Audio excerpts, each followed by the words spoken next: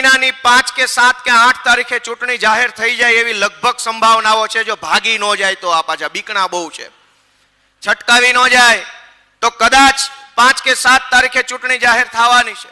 ચૂંટણી જે દિવસે થાય હોય તે દિવસે થાય, ભાજપ વાળાને પાડી દેવાના છે એવી માનસિકતા સાથે આજથી તૈયારીમાં આપણે બધાએ લાગી જવાનું છે। મિત્રો, ગુજરાતના છેવાડાના માણસ માટે થઈને સંઘર્ષ કરવા આવેલા લોકો અત્યારે અહીંયા મંચ ઉપર બેઠા છે, જેને પોતાના માટે નહીં લોકો માટે કંઈક કરવું છે।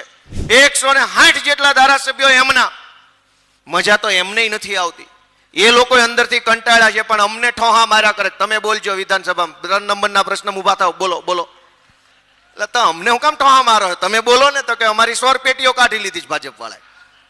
હવે જેને ભાજપમાં લેવાનું એનું ઓપરેશન કરીને ગળામાંથી પેટીઓ કાઢી લે છે, બોલવાનું એક શબ્દ નહીં।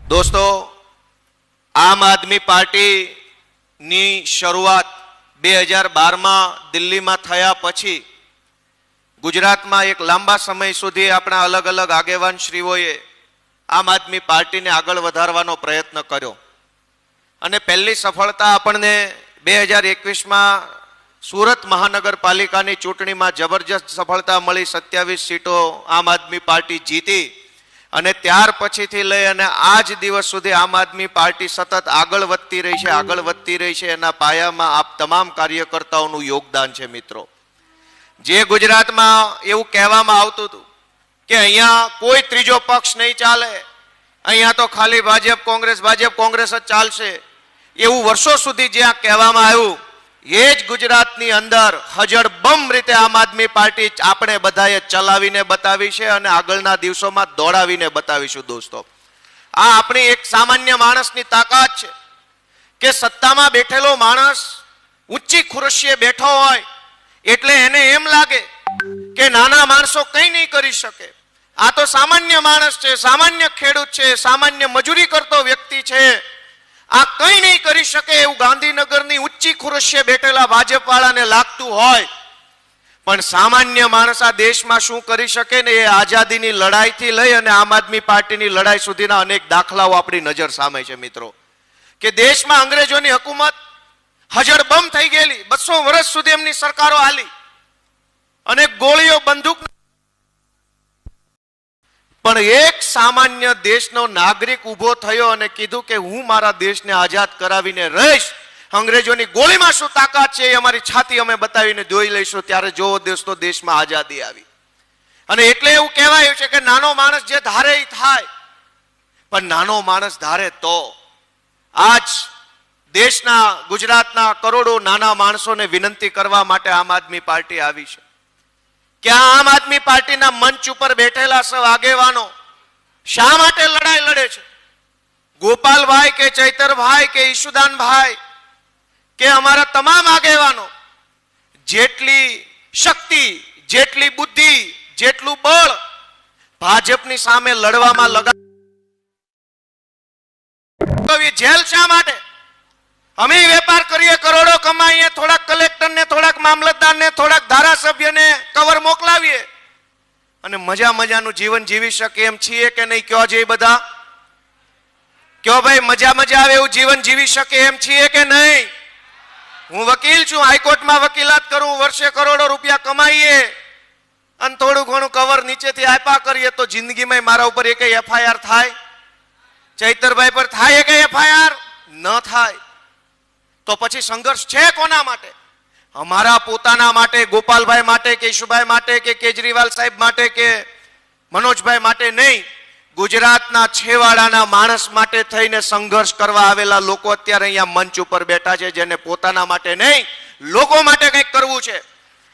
પોતાના માટે કરવું હોત, અમીર થઈ જવું હોત, પૈસાવાળા થઈ જવું હોત, ખુરશીઓ ઉપર, ઊંચી ખુરશીઓ ઉપર બેસવું હોત, સારી મહેલોમાં રહેવું હોત, તો ભાજપ પાર્ટી છે જ ઊભું ડોકું હલાવો એટલે તરત લઈ લે છે ટેકાના ભાવે કે હાલો જે જોઈએ આપી દઈશું। પણ જેણે જિંદગીમાં ઊભું ડોકું નહીં, આડું ડોકું કે નહીં, તમારી તાનાશાહી નહીં હાલે, ગુંડાગર્દી નહીં હાલે, તમારું દમન નહીં ચાલે, તમારામાં જે તાકાત હોય અમારા ઉપર અજમાવી લો, છતાંય અમે જો ઉગીને ઊભા ન થઈ જઈએ તો કહેજો કે આ ખેડૂતના દીકરા નહોતા। દોસ્તો, એ તાકાત ગુજરાતના છેવાડાના માણસો માટે અમે કરીએ છીએ।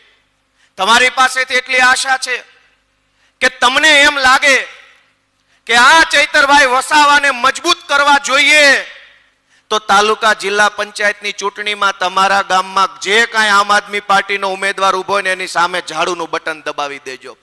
તમે આપેલા મતથી ચૈતરભાઈ વસાવાના હાથ મજબૂત થશે. તમે એમ લાગે કે ઈશુદાન ગઢવીને મજબૂત બનાવવા જોઈએ, પ્રવીણભાઈ રામને મજબૂત બનાવવા જોઈએ, તો તાલુકા જિલ્લા પંચાયતની ચૂંટણીની અંદર મિત્રો ઝાડુનું બટન દબાવી દેશો તો તાકાત અહીંયા મંચ ઉપર બેઠેલા નેતાઓને મળશે અને એ તાકાતના ઉપયોગથી ગુજરાતની જનતાનું ભલું કરી શકાશે. તમારું મન એમ કે આ ગોપાલ ઇટાલિયા મજબૂત બનવો જોઈએ, એના હાથ મજબૂત થવા જોઈએ, તો તમારા વિસ્તારમાં સ્થાનિક સ્વરાજ્યની, તાલુકાની, જિલ્લાની, નગરપાલિકાની ચૂંટણીઓની અંદર આમ આદમી પાર્ટીને દોસ્તો લઈ આવો. મિત્રો, સરકારની હાલતની વાત કરું કે વિસાવદરના મહાન ખેડૂતોએ મારી જેવા એક સામાન્ય માણસને ધારાસભ્ય બનાવ્યો અને હું ગયો ગાંધીનગર. મેં ત્યાં જે ધારાસભ્યોની, ભાજપના નેતાઓની, સરકારની હાલત જોઈ છે એ બહુ દયનીય હાલત છે. મિત્રો, સરકારમાં કોઈ પણ નેતાનું કશું જ ઉપજતું નથી. હમણાં ગુજરાતની ભાજપની સરકારે એક પરિપત્ર બહાર પાડ્યો અને પરિપત્રમાં સરકારી અધિકારીઓને એવી વિનંતી કરી કે ભાઈ સાહેબ બાપા, તમે અમારા ભાજપના ધારાસભ્યોનું માન સન્માન જાળવો, કંઈક ફોન બોન ઉપાડો, ફોટા. અને એટલે એક તરફી મેચ થઈ ગઈ તો જોવાની મજા ન આવે. એમ થાય કાંઈ વાંધો નહીં, હવે તો જીતી જ જવાના, હવે શું જોવાનું.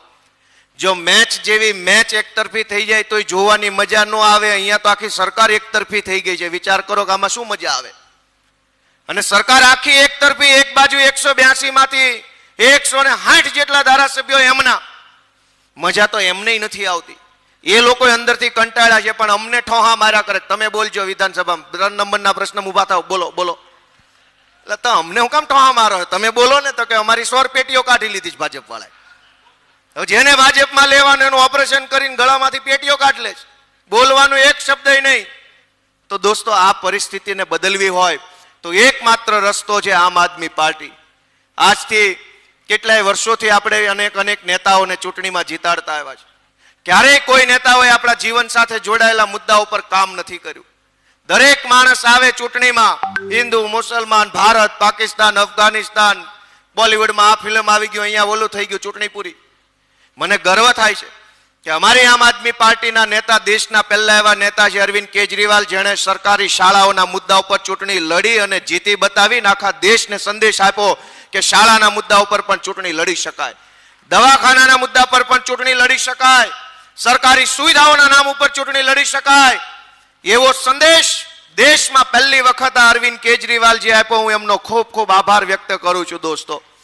અને આજ દિવસ સુધી રાજનીતિ કેવા લોકોના હાથમાં હતી કે જેના દાદાય નેતા હોય, એના બાપાય નેતા હોય, એના છોકરાય નેતા હોય, એની વહુ નેતા હોય, એના ભત્રીજા નેતા હોય, એક ઘરમાં 1 કિલો નેતા હોય.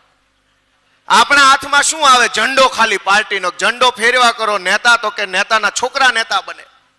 દેશના ઇતિહાસમાં અરવિંદ કેજરીવાલ પહેલા એવા માણસ છે કે જેણે મારા તમારા જેવા સામાન્ય પરિવારના છોકરાઓને ધારાસભ્યો, સાંસદ સભ્યો બનાવવાનું ઊંચું કામ કર્યું છે. દોસ્તો, જોરદાર તાળીઓથી વધાવો એમને.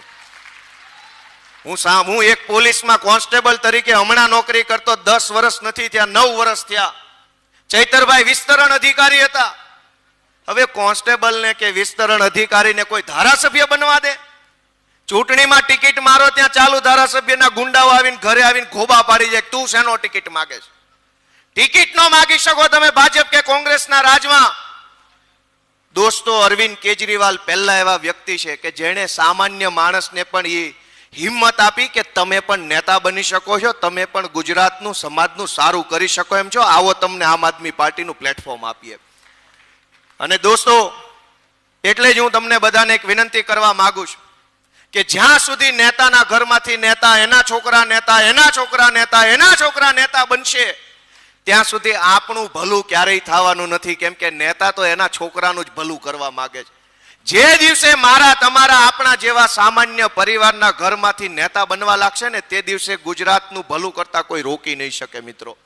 અને એટલે આપણે બધાએ જવાબદારી લેવાની છે કે આવનારી સ્થાનિક સ્વરાજ્યની ચૂંટણીમાં આપણા જેવો સામાન્ય માણસ જીતવો જોઈએ. રૂપિયાના જોર ઉપર ચૂંટણીમાં ઉભો રહેલો વ્યક્તિ ન જીતે, બાહુબલી માણસ ન જીતે, પણ મારા તમારા જેવો ગરીબમાં ગરીબ ઘરનો છોકરો જો આમ આદમી પાર્ટીમાંથી ફોર્મ ભરી દે તો એક એક વ્યક્તિએ જવાબદારી લઈ વોટ આપી અપાવીને જીતાડવાની જવાબદારી આજથી અહીંથી લઈને જવાનું છે. મિત્રો, જે દિવસે આપણા જેવા સામાન્ય માણસો, અને તમે જુઓ કે આ ચૈતરભાઈ ને મારી જેવા સામાન્ય માણસો ધારાસભ્યો બન્યા તો મજા આવે છે કે નહીં? કયો જઈ મજા આવે છે કે નહીં? હજુ તો 2 બન્યા છે તો આટલી મજા આવે, તો 102 બને તો કેવી મજા આવે? દોસ્તો, સામાન્ય પરિવારના છોકરાઓ જે દિવસે રાજનીતિમાં તમારા મતથી સફળ થશે ને, ત્યારે આખું ગુજરાત કિલ્લોલ કરતું છે, આનંદ કરતું છે, મજા કરતું છે. એવો માહોલ આમ આદમી પાર્ટી બનાવવા માટે આગળ વધી રહી છે. મિત્રો, છેલ્લી વાત કે આજે આપણે બધા અહીંયા ભેગા થયા છીએ એક સંકલ્પ લેવા માટે કે આવનારી જે આ ચૂંટણીઓ છે એ ચૂંટણીઓની અંદર આપણે તન મન અને ધનથી આ સભાની બહાર નીકળીને તરત લાગી જવાનું છે. કદાચ અંદાજ એવો છે કે 26મી 25મી તારીખે વિધાનસભાનું સત્ર પૂરું થાય છે, એટલે માર્ચ મહિનાની, એપ્રિલ મહિનાની 5 કે 7 કે 8 તારીખે ચૂંટણી જાહેર થઈ જાય એવી લગભગ સંભાવનાઓ છે. જો ભાગી ન જાય તો આ પાછા બીકણા બહુ છે. છટકાવી ન જાય તો કદાચ 5 કે 7 તારીખે ચૂંટણી જાહેર થવાની છે. સમય બહુ ઓછો મળશે આપણને ચૂંટણીની તૈયારી કરવાનો, એટલે ચૂંટણી જાહેર થાય પછી હું કામ કરું એમ નહીં.